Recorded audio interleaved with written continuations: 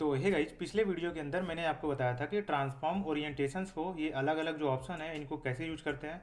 और इस वीडियो में मैं आपको बताऊंगा कि ट्रांसफॉर्म पिवट पॉइंट ये जो अलग अलग ऑप्शन है इसको कैसे यूज करते हैं। अब बहुत लोग क्या है कि इन दोनों के बीच में कंफ्यूज रहते हैं, तो मैं बताना चाहता हूँ कि ये जो ट्रांसफॉर्म ओरिएंटेशंस है, ये जो जो भी आप ट्रांसफॉर्म करोगे वो किस डायरेक्शनल एक्सिस के ऊपर करोगे, ये डायरेक्शनल एक्सिस चेंज करता है।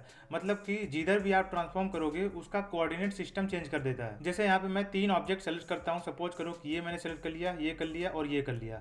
अब यहाँ पे देखोगे तो ग्लोबल है। अब जैसे ही इसको मैं लोकल करूँगा तो यहाँ आपको चेंज नहीं दिखाई दे रहा है। वहीं अगर इस तीनों ऑब्जेक्ट को मैं सपोज करो कि जेड एक्सिस के ऊपर थोड़ा सा रोटेट कर देता हूँ, अब यहाँ पे देखोगे तो ये जो कोऑर्डिनेट सिस्टम है, जो डायरेक्शनल एक्सिस है, ये एक्स वाई और जेड ऊपर से नीचे ये तीनों चेंज हो गया है। वहीं अगर ग्लोबल करूंगा तो ये देखोगे तो इसमें चेंज दिखाई देगा। ये देखो चेंज हो गया, ये ग्लोबल एक्सिस के अकॉर्डिंग ये जो डायरेक्शनल एक्सिस है ये अलाइन हो गया है। वहीं पिवट पॉइंट दूसरी तरह काम करता है। जैसे मान लो यहाँ पे बाय डिफॉल्ट मीडियन पॉइंट रहता है, अगर बाउंडिंग बॉक्स सेंटर यहाँ पे चूज कर लोगे तो देखोगे तो जो डायरेक्शनल एक्सिस है वो चेंज नहीं हो रहा है। ये जो जिस सेंटर के अराउंड आप ट्रांसफॉर्म करना चाहते हो वो सेंटर पॉइंट चेंज हो जाता है, पिवट पॉइंट चेंज हो जाता है।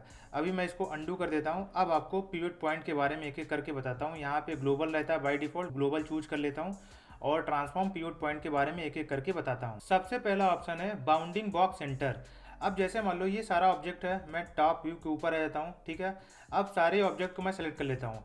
अब ये सारा ऑब्जेक्ट का जो बाउंडिंग बॉक्स है ये कुछ इस तरह से, जो बॉक्स है बॉक्स के अंदर अगर आप ये सारे ऑब्जेक्ट को रखोगे तो उसका सेंटर ये एक तरह से, इस तरह से बॉक्स बनेगा और इसका सेंटर ये यहाँ पे आएगा। वहीं अगर इसको हटा के मैं यहाँ पे सेलेक्ट कर लेता हूँ तो यहाँ पे देखोगे तो इन चारों ऑब्जेक्ट का कहीं बाउंडिंग बॉक्स का जो सेंटर है वो यहाँ पे आएगा।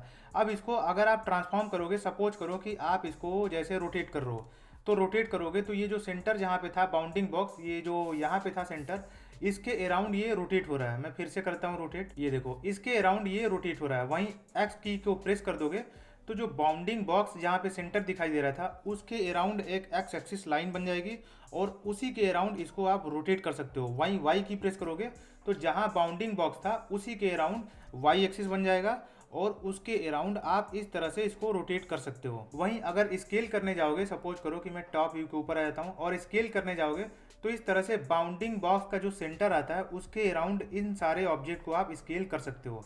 और ये एडिट मोड के अंदर भी काम करता है। मैं एडिट मोड के अंदर आ जाता हूँ और कुछ मल्टीपल ऑब्जेक्ट के फेस को सिलेक्ट कर लेता हूँ इस तरह से। अब अगर यहाँ पे बाउंडिंग बॉक्स सेंटर सेलेक्टेड है, अब इस ऑब्जेक्ट को मतलब इस ऑब्जेक्ट के फेस को रोटेट करने जाओगे तो जहां भी बाउंडिंग बॉक्स का सेंटर था, जहां भी पिवट पॉइंट था, उसके अराउंड ये ट्रांसफॉर्म होगा। ये आप यहाँ पे देख सकते हो। वहीं अगर स्केल करोगे तो उसी के अराउंड ये स्केल होगा। ये देखो, अब आ जाता हूँ ऑब्जेक्ट मोड के ऊपर। उसके बाद दूसरा ऑप्शन है 3D कर्सर। तो 3D कर्सर यहाँ पे है, शिफ्ट के की को प्रेस करो और राइट क्लिक कहीं भी करोगे 3D कर्सर का पोजीशन चेंज हो जाएगा। अब ये जो सेंटर है, पिवट पॉइंट है, यहाँ पे हो गया है। अब जब ट्रांसफॉर्मेशन करोगे, मैं सारे ऑब्जेक्ट को सिलेक्ट कर लेता हूँ।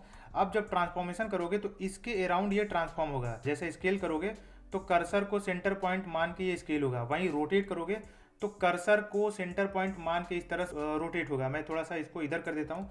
अब रोटेट करोगे तो आप यहाँ पे देख सकते हो कर्सर के सेंटर, कर्सर को सेंटर मान के ये रोटेट हो रहा है। उसके बाद तीसरे नंबर पे ऑप्शन है इंडिविजुअल ओरिजिन्स। अब इसको अगर आप चूज कर लोगे तो जो भी आपका ऑब्जेक्ट है, जैसे एक ऑब्जेक्ट को सेलेक्ट करोगे, इसका इंडिविजुअल ओरिजिन यहाँ पे है। मल्टीपल ऑब्जेक्ट को सेलेक्ट करोगे, उन सारे का इंडिविजुअल ओरिजिन तो यहाँ भी दिखाई दे रहा है। बट अगर आप इसको इस तरह से स्केल करोगे तो उसी पॉइंट के अराउंड इस तरह से स्केल होगा। आप इस तरह से रोटेट करोगे तो चूंकि इंडिविजुअल ओरिजिन है तो जो भी ऑब्जेक्ट्स है जिसको जिसको आपने सेलेक्ट किया उसका इंडिविजुअल ओरिजिन जहाँ पे रहेगा, जहाँ सेंटर रहेगा, वहाँ के अराउंड ये इस तरह से रोटेट होगा। वहीं आपको एडिट मोड के अंदर दिखा देता हूँ। मैं इसको भी, इसके फेस को सेलेक्ट कर लेता हूँ, इसके भी। अब रोटेट करोगे तो इस तरह से अपने इंडिविजुअल ओरिजिन के अराउंड रोटेट होगा, न कि जहां पे आपका सेंटर पॉइंट दिखा रहा है। वो दिखा रहा है कि जो तीन ऑब्जेक्ट आपने सेलेक्ट कर रखा है उसका पॉइंट यहाँ पे है। बट चूंकि ये थोड़ा सा एक्सेप्शन में आता है, इंडिविजुअल ओरिजिन आपने चूज कर रखा है तो इंडिविजुअल ओरिजिन के अराउंड ही ये स्केल होगा, या फिर जो भी ट्रांसफॉर्मेशन करोगे उसी के अराउंड ये ट्रांसफॉर्म होगा। अब मैं वापस से ऑब्जेक्ट मोड के ऊपर आ जाता हूँ, सारा ऑब्जेक्ट सेलेक्ट करके भी आपको दिखा देता हूँ। इस तरह से ये अपने इंडिविजुअल ओरिजिन के अराउंड ये इस तरह से स्केल होगा और इस तरह से रोटेट होगा। और इस तरह से अगर मान लो एक्स एक्सिस के ऊपर रोटेट करोगे तो ये अपने सारे इंडिविजुअल ओरिजिन के अराउंड ही सारा ऑब्जेक्ट इस तरह से रोटेट होगा। उसके बाद चौथे नंबर पे ऑप्शन है मीडियन पॉइंट, जो कि बाय डिफॉल्ट यहीं एक्टिव रहता है। अब आप यहाँ पे नोटिस करना, अब देखोगे तो यहाँ पे कितना ऑब्जेक्ट है, नीचे दो ऑब्जेक्ट है। ये तो मान लो खैर सेंटर में दो इधर है, दो इधर है।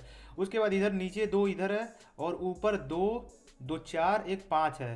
तो ये जो मीडियन पॉइंट है, जिधर ज़्यादा ऑब्जेक्ट रहेगा उधर को ज़्यादा ये अलाइन रहेगा। तो ऊपर पाँच है तो ये थोड़ा सा ऊपर को अलाइन है, ये जो मीडियन पॉइंट है। उसी के साथ साथ अब ऊपर देखोगे, अब इधर देखोगे तो एक है, इधर दो है।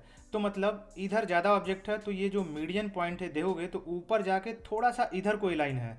तो ये होता है मीडियन पॉइंट का मतलब। अब स्केल करोगे तो मीडियन पॉइंट के अराउंड स्केल होगा, रोटेट करोगे तो मीडियन पॉइंट के अराउंड रोटेट होगा। वहीं अगर आर फॉलोड बाई एक्स की प्रेस करोगे तो मीडियन पॉइंट जहाँ था वहाँ पे एक जो ग्लोबल आपका ये जो 3D व्यू पोर्ट है उसका जो ग्लोबल एक्स एक्सिस है उसी के पैरेलल में जहाँ भी सेंटर था आपका मीडियन पॉइंट का, जहाँ भी गिज्मो था उसी के अराउंड, उसी को टच करते हुए एक एक्स एक्सिस वहाँ पे बन जाएगा। उसी के अराउंड इसको रोटेट कर सकते हो इस तरह से। उसके बाद लास्ट वाला ऑप्शन है एक्टिव एलिमेंट। अब इसको मैंने चूज कर दिया, तो जैसे मान लो पहले सारे को डी सेलेक्ट करता हूँ, अब इसको मैंने सेलेक्ट कर लिया। फिलहाल एक्टिव एलिमेंट ये है, तो इसी के अराउंड जो भी आप स्केल रोटेट या फिर मूव करोगे उसी के अराउंड मूव होगा। वहीं अगर शिफ्ट की होल्ड करो, दूसरा ऑब्जेक्ट सेलेक्ट करो, अब ये आप देखोगे तो जो रेड कलर का ऑब्जेक्ट है वो सेलेक्टेड है। वहीं थोड़ा सा ऑरेंज टाइप का, थोड़ा सा ब्राइट रेड देखोगे, यानी कि ऑरेंज या फिर येलोइश टाइप का जो कलर है वो एक्टिव है। सेलेक्टेड तो ये भी है बट एक्टिव ये है, मतलब लास्ट टाइम कौन सा आपने ऑब्जेक्ट सेलेक्ट किया था वही एक्टिव ऑब्जेक्ट रहता है। ये देखो ये एक्टिव हो गया, ये देखो ये एक्टिव हो गया। वापस से इसके ऊपर टाइप करोगे ये एक्टिव हो जाएगा, वापस से इसके ऊपर टाइप करोगे ये एक्टिव हो जाएगा, या फिर दूसरा सेलेक्ट करोगे ये एक्टिव हो जाएगा। मतलब लास्ट वाला किसके ऊपर आपने टैप किया था वो एक्टिव एलिमेंट या फिर ऑब्जेक्ट रहता है। तो अब चूंकि ये एक्टिव ऑब्जेक्ट है तो अगर आप रोटेट करोगे तो एक्टिव ऑब्जेक्ट जहाँ था उसके अराउंड ये रोटेट परफॉर्म होगा। वहीं अगर स्केल करोगे तो इसी के अराउंड ये स्केल परफॉर्म होगा। तो इस तरह से ये चीज़ काम करता है।